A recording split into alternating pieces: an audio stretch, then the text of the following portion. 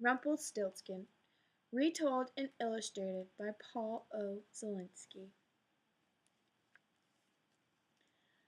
Once there was a poor miller who had a beautiful daughter.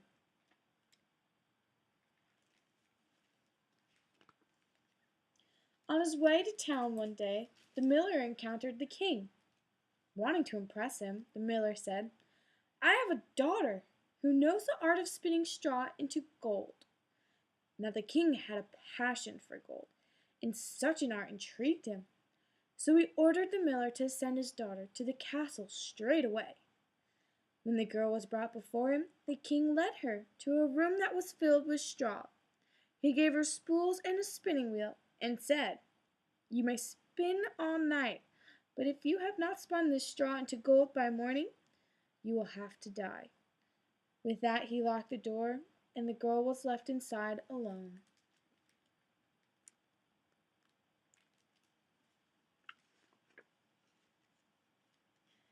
There sat the poor miller's daughter, without the slightest idea how anyone could spin straw into gold.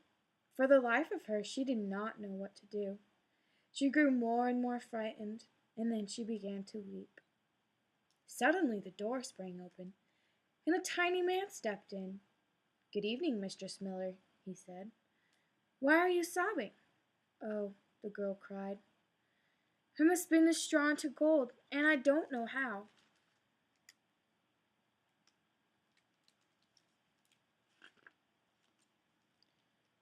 "What will you give me if I spin it for you?" the little man asked. "My necklace," answered the girl. The little man took her necklace and sat down at the spinning wheel. He pulled 3 times, and the spool was wound full of gold thread. He fitted another spool on, and 3 pulls, and that one too was full. And so it went until morning, when all the straw was spun, and all the spools were full of gold.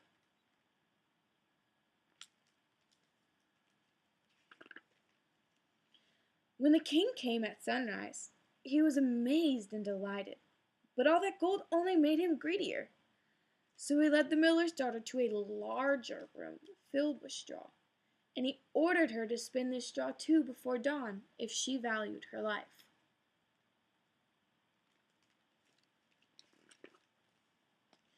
The girl did not know what to do, and she began to weep. Once more the door opened, and the little man stepped in. "What will you give me if I spin this straw into gold for you?" he asked. "The ring on my finger," answered the girl, and the little man took her ring. Then he set the spinning wheel whirring, and before the night was over he had spun all the straw into gleaming gold.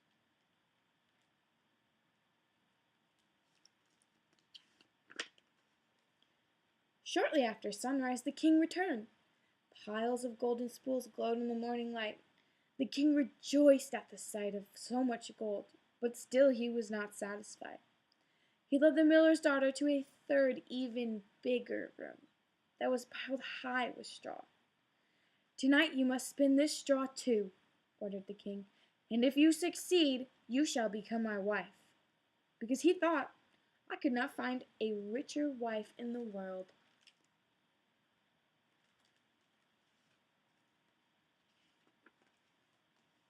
When the king had left, the little man appeared for the third time. "What will you give me if I spin for you yet once more?" he asked. "I have nothing else," the girl replied. "Then promise that when you become queen, your first child will belong to me." The miller's daughter gasped. How could she promise such a thing? Then she thought, but who knows whether that will ever even happen? And as she could think of no other way to save herself, she promised, and the little man once again spun all the straw into gold.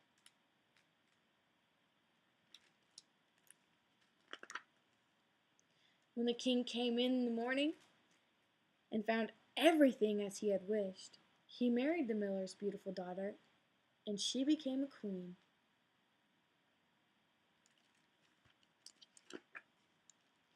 A year passed, and the queen brought a handsome baby boy into the world. She gave scarcely a thought to the little man, but one day he appeared suddenly in her room. Now give me what you promised me, he demanded. The queen pleaded with the little man. He could take all the royal treasure if he would only let her keep her child. But her pleading was in vain. Then she began to weep, so piteously that at last the little man was moved. I will give you 3 days, he said. If by the end of time you know my name, you may keep your child.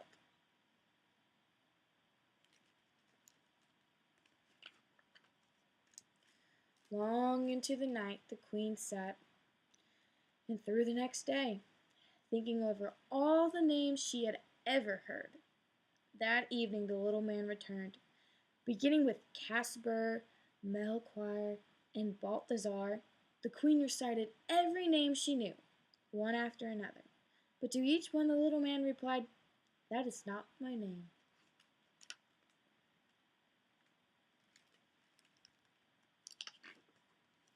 The second day the queen had inquiries made in town, searching for new names, and when the little man came that evening, she posed the strangest and most unusual ones to him.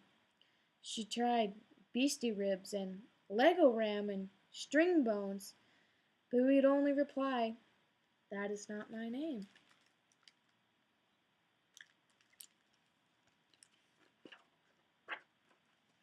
Now the queen grew truly frightened, and she sent her most faithful servant into the woods to look for the little man.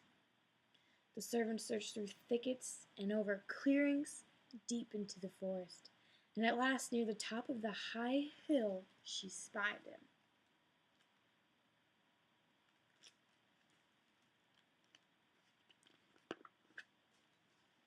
He was riding on a cooking spoon around a great fire and crying out, "I brew my beer, I bake my loaves, and soon the queen's own son I'll claim. Oh, lucky me, for no one knows that Rumpelstiltskin is my name."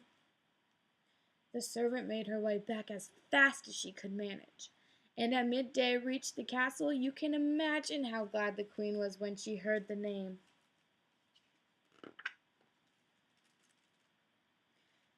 Late that evening the little man arrived. "Now, Mrs. Queen," he said, "do you know my name, or do I take the child?" So the queen asked him, "Is your name Will?" "No." "Is your name Phil?" "No." "In that case, is your name Rumpelstiltskin?"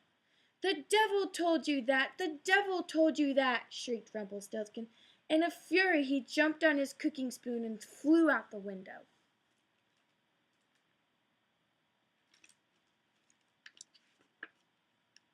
And he never was heard of again.